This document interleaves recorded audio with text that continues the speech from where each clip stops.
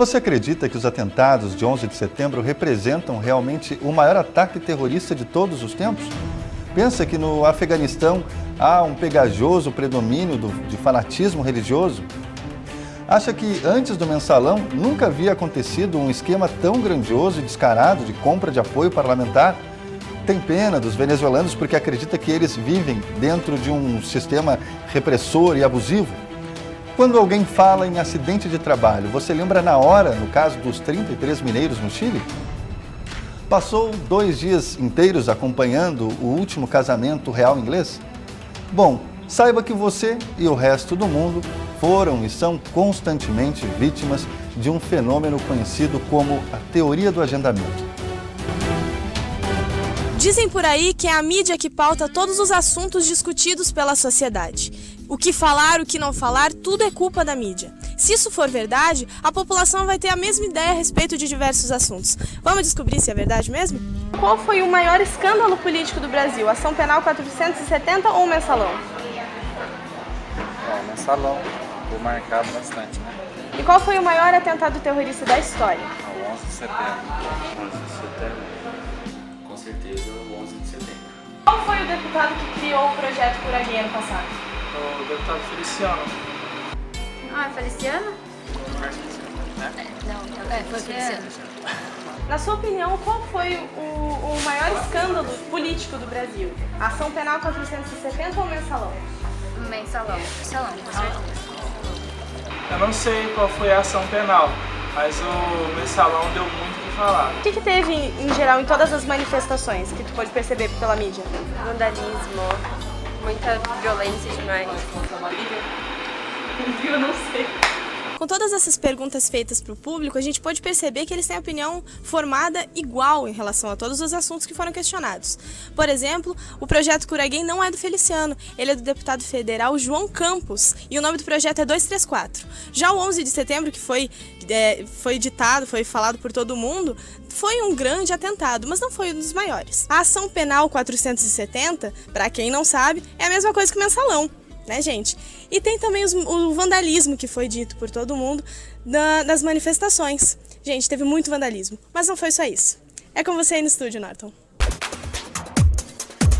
A teoria do agenda setting, também conhecida como teoria do agendamento, é uma linha de pensamento que foi sistematizada por 2 estudiosos da comunicação na década de 70. Maxwell McCombs e Donald Shaw chegaram à conclusão de que é a mídia quem determina a agenda, a pauta da opinião pública. Ela faria isto destacando exaustivamente e de forma exagerada determinados temas e preterindo, ofuscando ou ignorando tantos outros. Existiria, portanto, uma profunda correspondência entre a intensidade de cobertura de um fato e a relevância deste fato para o público. Nossa vida pública e particular, nossos relacionamentos, o que pensamos, como pensamos, o que falamos, onde falamos e para quem falamos, tudo é fruto de um agendamento. Gerenciado, é claro, pela mídia. A teoria do agendamento é o tema desta edição do Canal da Imprensa. Sobre o assunto, vamos conversar com a jornalista e professora universitária Betina Pinto, ela que trabalhou durante 4 anos na RBS de Santa Catarina e foi coordenadora do curso de jornalismo da Uniplac. Hoje faz parte do corpo docente dos cursos de jornalismo e rádio e TV do UNASP. Olá, Betina, seja bem-vinda ao nosso programa. Muito obrigada, tudo bem, Norton? Tudo bem. Além da Betina, participa conosco hoje do programa a também jornalista e professora universitária Cláudia Moraes. Ela que é mestre em Ciências da Comunicação pela Unicinos, doutoranda em Comunicação e Informação pela Universidade Federal do Rio Grande do Sul e faz parte também do corpo docente do curso de jornalismo da Universidade Federal de Santa Maria. Oi, Cláudia, seja bem-vinda ao nosso programa. Olá, obrigada pelo convite. É uma honra. Bom, iniciando o nosso debate, o português Nelson Traquina, em seu livro Teorias do Jornalismo, afirma que os jornalistas fabricam a opinião pública, em vez de a expressar. Na sua opinião, professora Betina, seria mais ou menos esse o processo? Eu penso, Norton, que acontecem as duas coisas, né? O jornalista, quando vai à rua, quando vai a campo, quando pesquisa, quando faz entrevistas, coleta dados, informações para apresentar ao telespectador, ao ouvinte ou ao leitor, internauta agora também, ele levanta dados que existem, que são reais, né? Então seria um lado da história, mas ele também pode priorizar alguns desses dados que foram coletados, que foram levantados, em detrimento de outros. Então, de uma certa forma, ele acaba sim escolhendo o que o público vai ler, vai ouvir, vai comentar, e de uma certa forma ele pode também acabar organizando o que será a pauta das pessoas, né? Seria a pauta pública, que é o que a gente fala em termos de agendamento. Mas e essa organização, professora Cláudia, na sua opinião, essa estruturação que o jornalista faz, ela não pode comprometer ou prejudicar a sociedade de alguma maneira, quando ela acaba assimilando um determinado viés que pode ser tendencioso? Sim, na verdade, quando a gente fala em agendamento, a gente já pressupõe que o jornalista vai fazer uma angulação da notícia. Essa angulação, se ela for desequilibrada, ela vai prejudicar a informação do leitor.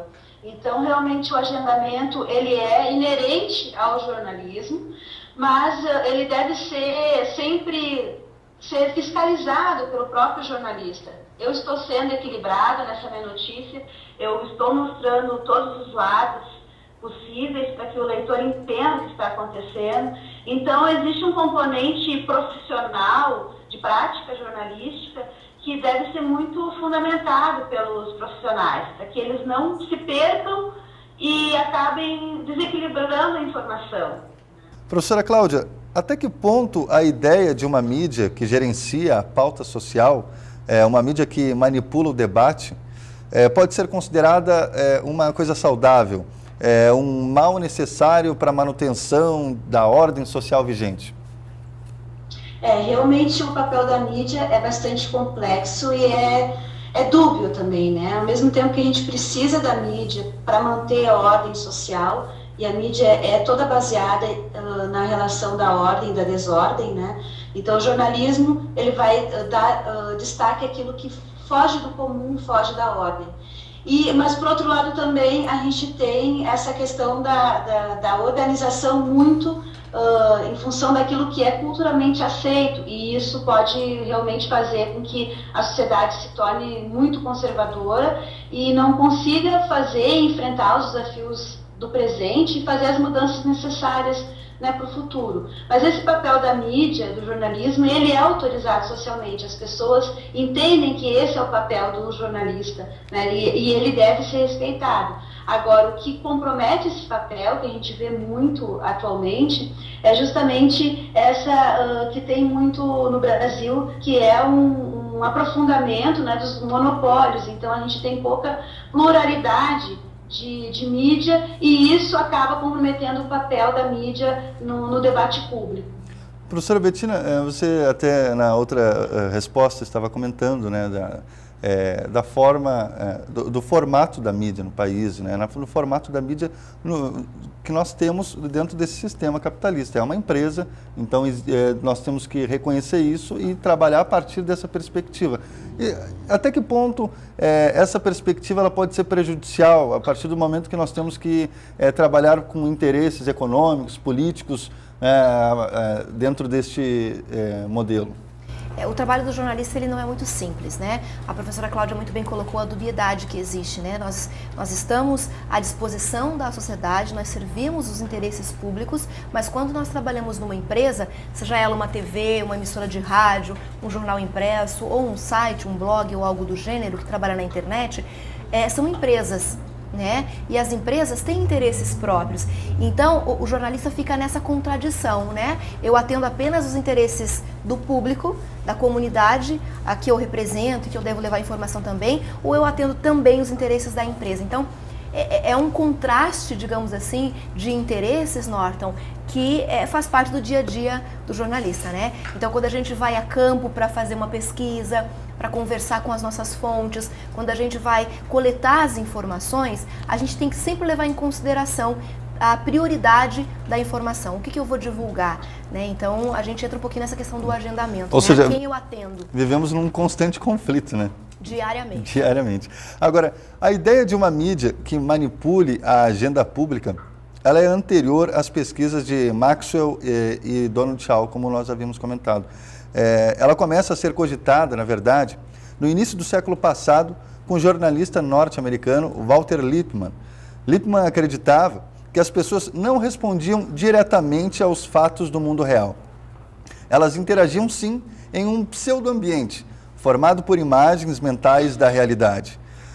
Ou seja, suas visões do mundo, das relações, da esfera pública, eram conceitos, imagens mentais, de certo modo até fantasiosas, e organizadas pela mente quando em contato com informações transmitidas pela mídia.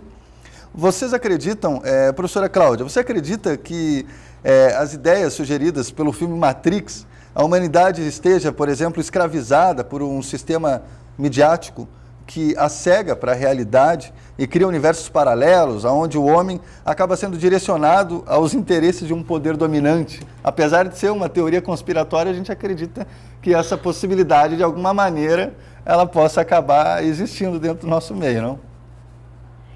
Realmente a gente sabe que o poder da mídia é muito grande em criar, né, em fabricar essas realidades que muitas vezes elas não são tão reais quanto deveriam, né? Mas assim, não acredito que seja como Matrix, que é bastante realmente conspirador, mas a gente ainda tem muitos véus na frente da verdade, na frente da realidade, que precisam ser, claro, estudados e verificados. Tem muitas explicações, assim, para que as pessoas acreditem naquilo que elas veem na mídia, naquilo que elas consomem como produto midiático, né? Tem essa teoria do agendamento, que é o tema do debate de hoje, que realmente ela vai trazer essa tendência às pessoas falarem e até mesmo entenderem daquela forma que os meios de comunicação estão falando sobre determinado assunto. Então a gente tem, por exemplo, um papel muito importante desempenhado pelos meios de comunicação para trazer soluções, né? Por exemplo, que a gente teve recentemente no caso dos Mais Médicos,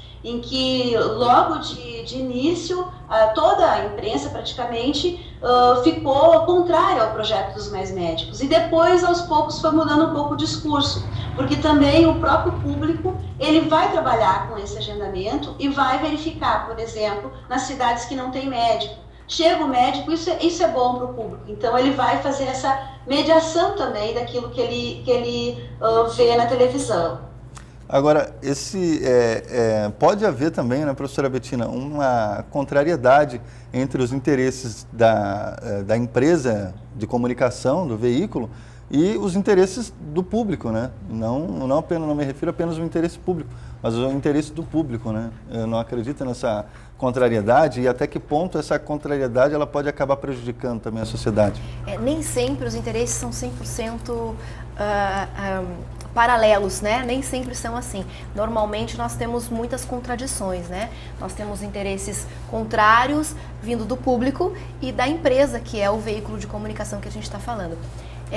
Eu acredito no que a professora Cláudia falou, que ainda existem muitas nuances a serem estudadas, a serem desvendadas, para que a gente possa entender um pouco mais esse universo da comunicação e como ele afeta o dia a dia das pessoas, né? Como ele pauta, que é o que a gente está comentando, o dia a dia de muitas pessoas. Eu entendo que a gente estudando, discutindo e refletindo sobre esses temas, a gente pode chegar a um denominador comum que vai nos trazer talvez novas alternativas, novas soluções para grupos que não são contemplados na mídia hoje, por exemplo.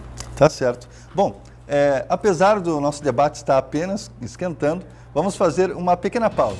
Um intervalo curtinho e já voltamos com mais sobre o papel assumido pela mídia no direcionamento da opinião pública. Lembrando que você pode se aprofundar ainda mais neste assunto acessando o material publicado no nosso site. Acesse www.canaldaimprensa.com.br. Se você está acompanhando o nosso programa pelo site, então é mais fácil ainda. Confira o material preparado por nossos articulistas sobre esta temática. Para falar conosco ou saber mais sobre o assunto e sobre o canal da imprensa, fique de olho em nossas redes sociais. Acesse facebook.com/canal da imprensa. Você também pode acompanhar o nosso conteúdo através do site da Rádio NASP. Para ouvir, basta digitar radionasp.com.br. Para entrar em contato conosco, com a nossa redação, a nossa equipe, mande um e-mail para contato@canaldaimprensa.com.br.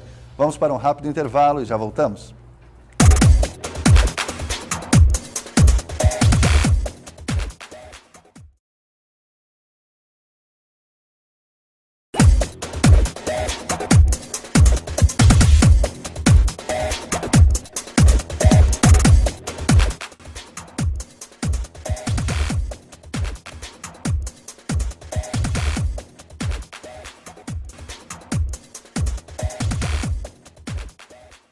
Estamos de volta com o Canal da Imprensa, o seu programa de crítica de mídia. Lembrando que hoje o tema da nossa edição é a questão do agendamento. Estamos conversando sobre a teoria do Agenda Setting. Esta linha de pensamento sistematizada por Donald Shaw e Maxwell McCombs, dois estudiosos da comunicação que pregam que a mídia é quem determina a agenda, a pauta da opinião pública. Ela faria isto destacando exaustivamente e de forma exagerada determinados temas e preterindo, ofuscando ou ignorando outros tantos. Portanto, a intensidade de cobertura de um fato determinaria a relevância deste fato para o público. Nossa vida pública e particular, nossos relacionamentos, o que pensamos, como pensamos, o que falamos, onde falamos e para quem falamos, tudo é fruto de um agendamento gerenciado pela mídia. Aqui comigo, participando do debate, estão as jornalistas e professoras universitárias Betina Pinto e Cláudia Moraes. Bom, no bloco anterior, conversamos bastante a respeito dos efeitos do agendamento na sociedade. Se ele é válido, se ele fere a ética, se ele brinca com a realidade, enfim. O que percebo é que tentar subverter o padrão de agendamento é algo muito distante do nosso contexto, do contexto aqui no nosso país. Bom, claramente o agendamento ele é controlado por uma minoria elitista, intelectual e financeira que tende ao direitismo. Acredito que esse seja o motivo de iniciativas de mídias independentes, que procuram subverter a ordem do agendamento. Essas mídias, elas acabam sendo criminalizadas ou relegadas ao ostracismo. Vocês concordam com isso? O que é preciso fazer a fim de legitimar espaços para essas mídias independentes que visam um contra-agendamento? Professora Cláudia. Eu concordo totalmente que é uma saída para a gente democratizar a comunicação, né, o financiamento de mídias alternativas, mídias independentes. O que a gente tem agora, que tem facilitado muito, é justamente a internet, que ela tem um acesso muito mais rápido, muito mais prático para se produzir conteúdo. Então a gente tem muitos blogs e também vídeos que acabam trabalhando nesse espaço de mídia alternativa, por ser mais rápido, enfim, e também mais barato, né? E isso é uma coisa que é um fenômeno mundial, que vem em todo mundo, e quando a informação ela circula em mais locais, e agora com a internet com mais facilidade, a gente pode verificar que a crítica à mídia tradicional ela aumenta. Então a gente pode verificar toda a questão, por exemplo, daquele movimento de junho do ano passado, né, dos protestos, do Acorda Brasil, enfim, de toda aquela movimentação pela diminuição do custo de passagem, enfim, e que cresceu. Teve um impacto da mídia tradicional, inicial, até bastante atacando, né, os manifestantes, e depois, aos poucos, eles foram calibrando esse agendamento em função do que as redes sociais apontavam, né, em função de outras mídias que conseguiam mostrar o que acontecia, né, conseguiam mostrar aquilo que não passava nos jornais tradicionais. Então, isso é o contra-agendamento. Ele ainda é baixo no Brasil, ainda é precário, mas eu acredito que é um movimento que tende a crescer nos próximos anos. É interessante isso que a professora coloca, porque quando ela fala em democratização da mídia, e esse termo eu penso que é bem pertinente para que nós possamos discutir, é justamente isso que a internet proporciona, né? Quando a gente tem outras opções de divulgação, outras opções de informação, outros meios de informação, a gente começa a questionar, que é o que a professora colocava, os meios tradicionais, convencionais, que divulgam apenas aquilo que é de interesse deles, né? E separam para isso, em fatos tão relevantes, espaços tão pequenos da programação e acabam transmitindo informações tão superficiais. Então a comunidade fica com uma informação muito rasa, né? Com um conhecimento muito raso do que está acontecendo. E quando a internet surge com essa força, ainda pequena, como a professora bem coloca, mas quando ela surge ainda com esse momento para poder propor novas discussões, eu penso que nós, jornalistas, temos que nos alegrar muito, Norton, porque a gente consegue exercer uma questão ética muito mais forte, né? Quando a gente tem a opção de trabalhar, sim, do lado de uma comunidade que precisa de informação e que está a nosso dispor também para esse tema, né? Sim, a gente percebe claramente, ao longo desses últimos anos, a influência que a internet tem tido na vida das pessoas, né? E ela deixou de ser uma simples ferramenta de entretenimento e tem passado a sedimentar outros elementos. E a gente percebe a informação hoje como um desses principais viés, desse principal viés que é a internet, é a transmissão de informação, né? Ela está começando a se adequar à nossa realidade no país. Agora, a gente percebe, como a professora Cláudia comentou, no ano passado, uma manifestação gigantesca no Brasil, onde era um prato cheio para a mídia, porém parece que o tiro saiu meio pela culatra. Outras mídias independentes começaram a pipocar pelo Brasil e começaram a dar um novo cenário para a mídia no país. Agora, a questão é, esse ano nós tivemos um evento, que eu acredito seja interessante compartilhar. Agora, no último desfile do Rio de Janeiro, a Beija-Flor fez uma homenagem à Rede Globo, ao ex-diretor Boni, e ela foi extremamente vaiada, né? E isso ninguém, inclusive veículos, né, da própria concorrência, não noticiaram. Então foi um fato que chamou a atenção das pessoas que conseguiram ter essa informação. Agora a gente pega esse cenário lá de junho e essa situação de agora. Professora Cláudia, será que o Brasil não está ficando mais crítico, o brasileiro não está ficando mais crítico com relação ao comportamento da mídia? É o que eu espero, né? Porque, na verdade, a gente tem uma dominação, né, do conteúdo midiático, capitaneado principalmente pela Rede Globo, e a gente chega até a ficar um pouquinho feliz quando a Rede Globo é vaiada, embora, né, a gente saiba que torcida, né, enfim, vai às vezes nem sempre com razão. Mas no caso do papel da mídia no Brasil, existiu, né, e ainda existe uma manipulação, quer dizer, uma força muito grande de determinados veículos. E quando a gente tem a internet, que o Brasil é um dos primeiros assim, no mundo em uso de internet, um país grande como o nosso, com acesso à internet, quanto mais acesso a gente tiver, mais difícil vai ficar para os veículos tradicionais. Porque as pessoas, elas realmente se informam pelas redes sociais, pelas redes de amigos. Então fica mais complicado a gente engolir, entre aspas, né, o que se está colocando como verdade absoluta num jornal nacional, por exemplo. E esse comportamento é tão forte que o próprio Jornal Nacional, em alguns momentos, ele chega a fazer um meia-culpa ou a justificar suas ações, dizendo da sua política editorial, da sua busca pela isenção, de que fez realmente uma cobertura equilibrada. Quer dizer, existe todo um reforço do discurso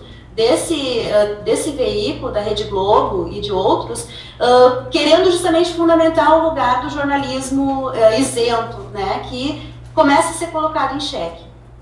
Agora, esse agendamento, em alguns casos, o agendamento que nós estamos discutindo, ele não transforma a mídia em uma grande justiceira? Será que não é um pouco arriscado a gente levantar essa bandeira? A mídia tem a obrigação real, ela deve desempenhar um papel efetivo na questão da promoção da justiça na sociedade? Será que é esse o papel da mídia? Professora Cláudia. Sim, o que eu vejo assim, a responsabilidade do jornalista, né, que a gente trabalha muito isso nos cursos de comunicação, né, as questões éticas, a responsabilidade social do jornalista, muitas vezes ela se confunde com outras questões da própria empresa, enfim, outras demandas, e ele não consegue ser o único a determinar os conteúdos que vão ao ar. O que a gente vê é que existe também determinados colunistas, articulistas, que tendem a buscar essa justiça, a colocar, principalmente nos casos de violência, a violência como o resultado da nossa sociedade, que é uma sociedade violenta, e a violência também como uma solução. Então fica uma coisa bastante ruim. Eu acredito que não seja o papel do jornalista pregar a justiça nesse nível, porque a gente tem no Brasil, né, uma Constituição, a gente tem leis democráticas, a gente tem uma justiça que, embora não seja rápida, enfim, mas a gente tem leis para punir as pessoas. Então a gente tem que cobrar, como jornalismo, cobrar que as instituições funcionem e não que as pessoas busquem fazer a justiça com as próprias mãos. O serviço seria muito mais importante se a gente fosse mais vigilante desse cumprimento do que simplesmente usar o sensacionalismo e chamar as pessoas para que vão à rua e façam a sua justiça. Agora, seguindo o raciocínio da professora Cláudia, professora Bettina, o mercado das celebridades cria alguns monstros manipulativos do agendamento. A gente, né, sabe de figuras assim como a própria Sherazade, o Marcelo Taz, o Diogo Mainardi, figuras que acabaram se destacando, né, dentro do nosso segmento. A influência desse tipo de celebridade realmente é capaz de fomentar debates pertinentes? Será que seus discursos eles não incitariam, na tua opinião, apenas uma indignação pouco fundamentada e até mal direcionada no povo? Eu penso assim, Norton, a nossa comunidade, o nosso telespectador, o nosso ouvinte, enfim, o nosso público-alvo, né, como jornalistas, e muitas vezes ele quer se ver representado, né? Então, muito que a professora Cláudia falou, isso é real. Só que o jornalista ele tem que ter esse cuidado do compromisso com a ética e com a responsabilidade social. Quando a gente destaca algumas personalidades dentro da nossa profissão, dentro do nosso ambiente de trabalho, quando a gente destaca algumas pessoas, sejam elas de maneira positiva ou de maneira negativa, enfim, elas ficam destacadas, o público olha para esses destaques, para essas pessoas, com uma certa diferenciação, né? Então isso a gente tem que ter um pouco cuidado, porque as pessoas tendem a criar ídolos. E quando criam ídolos, sejam eles positivos ou negativos, bons ou maus, né, as pessoas tendem a repetir, a copiar, tendem a fazer o que o ídolo está fazendo, ou comprar o que o ídolo fala, vestir o que o ídolo veste, pensar como o ídolo pensa. Então, o papel da mídia é extremamente importante na hora de diferenciar isso, né? O que é real, o que é verdadeiro, o que é coerente, e muitas vezes os ídolos ou as celebridades não são coerentes, né? Então, a gente precisa, como jornalistas éticos, fazer esse papel também, ser o fiel da balança, né, para que o nosso público tenha uma noção, consiga discernir entre o que pode e o que não pode. Oi Norton, oi pessoal que acompanha o canal da imprensa, agora chegou o momento da nossa dica cultural. Nesse quadro nós oferecemos opções culturais que tratem do tema em questão, o tema que está sendo discutido no programa do canal, que nesse caso tem relação com a Agenda 7, né, a teoria do agendamento, aí o que a mídia... A maneira como a mídia pauta o que a gente pensa, o que pensa, com quem fala, onde fala, enfim. E existem alguns produtos culturais super interessantes para quem quer se aprofundar no assunto de uma forma mais divertida e descontraída. Para começar, o filme Mera Coincidência, que foi produzido em 94 e que conta aí com duas feras do cinema, o Dustin Hoffman e o Robert De Niro, que fala um pouquinho sobre um escândalo sexual envolvendo o presidente dos Estados Unidos, assim, às vésperas de uma eleição. E aí eles contratam um diretor de cinema para produzir uma guerra, para inventar uma guerra na Europa, na Albânia, e desviar com isso a atenção da população para esse assunto e tirar o foco desse escândalo sexual que o presidente estava vivenciando. Então é uma paródia a respeito do agendamento super interessante. Um outro produto é o livro Os 33, do Jonathan Franklin, que fala a respeito do caso dos mineiros no Chile. E ele fala muito a respeito de como a mídia tratou a questão, de como a mídia acompanhou isso e fez com que os olhos do mundo ficassem absolutamente voltados para esse assunto, mesmo enquanto aconteciam assuntos tão importantes no restante do mundo, né? E para terminar, eu deixo com vocês uma outra dica de um documentário agora brasileiro que chama Mídia, Poder e Sociedade, produzido em 2005 pela TV Senado, que conta com nomes importantes do jornalismo como o Mino Carta, o Alberto Dines, o Ziraldo, falando a respeito de como a nossa mídia, a mídia brasileira, é vendida aos interesses políticos e econômicos. Então ficam aí as dicas, se você quer saber mais sobre a Agenda 7, acompanhe esses produtos que a gente acabou de apresentar. Norton. Tá certo. Professora Cláudia, a questão do agendamento, ele é um assunto bastante vasto. Se deixar, a gente passa aqui, podemos fazer uma série de programas para discutir o assunto. Mas eu gostaria de agradecer a sua participação, a participação da Bettina, mas em virtude do nosso tempo, o programa vai ter que ficar por aqui. A gente tem aí o nosso site, onde você pode ter mais informações sobre estas e outras pautas, é o canaldaimprensa.com.br. Se você já está acompanhando o nosso programa pelo site, é mais simples ainda. É só navegar por nossas páginas e curtir o que os nossos articulistas prepararam para você. Para falar conosco ou saber mais sobre o Canal da Imprensa, fique de olho em nossas redes sociais, é o facebook.com/canal da imprensa. Você também pode acompanhar o nosso conteúdo através do site da Rádio NASP, que é o radionasp.com.br. Para entrar em contato com a nossa redação e a nossa equipe, para mandar um e-mail, para sugerir, criticar, dar alguma dica, é o contato@canaldaimprensa.com.br. Quero agradecer então a presença dos nossos convidados aqui. Bettina Pinto, obrigado pela tua participação aqui com a gente, pela tua atenção. Obrigada pelo convite. Tá bom, e a professora Cláudia, lá direto do Rio Grande do Sul, né, falando com a gente.